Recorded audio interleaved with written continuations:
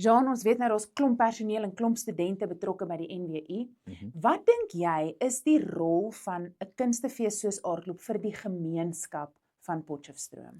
Ek dink behalwe dat dit 'n platform skep vir jou kunstenaars en dat dit natuurlik die kunste bewaar en ons moet nooit vergeet nie, ek dink kunste het hierdie manier om bietjie van ons geheue te wees, Ja. ons so bietjie aanspreeklik te hou, 'n spieël vir ons te wees, maar ook aan die ander kant weer ons verbeelding wat ons onsself kan uitleef.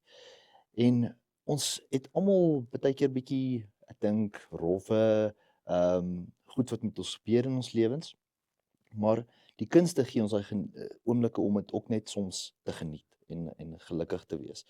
En vir my is dit mooi dat hierdie platforms vir jong mense en vir ons almal geskep word, vir ons gemeenskappe geskep word. Maar die ander harde feit wat ons ook moet besef is die ongelooflike ekonomiese impak wat 'n fees soos Aardklop maak in ons gemeenskap. Absoluut. Nou sê gou Jean, as jy vir die gemeenskap van Potchefstroom iets kan sê, iemand wat dalk nog nie 'n teaterstuk gesien het nie, of wonder of hulle hierdie jaar badplaas toe moet gaan of Aardklop toe moet gaan vir die vakansie, wat sou dit wees wat jy vir die gemeenskap van Potch wil sê? Nie daai fout maak nie. Daar's net een plek waar jy moet wees en dis Aardklop.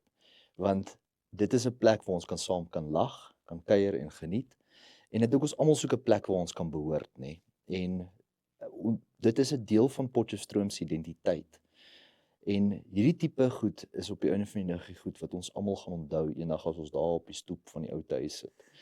En dit is die tipe stories wat kinders eendag vir hulle eie kinders vertel.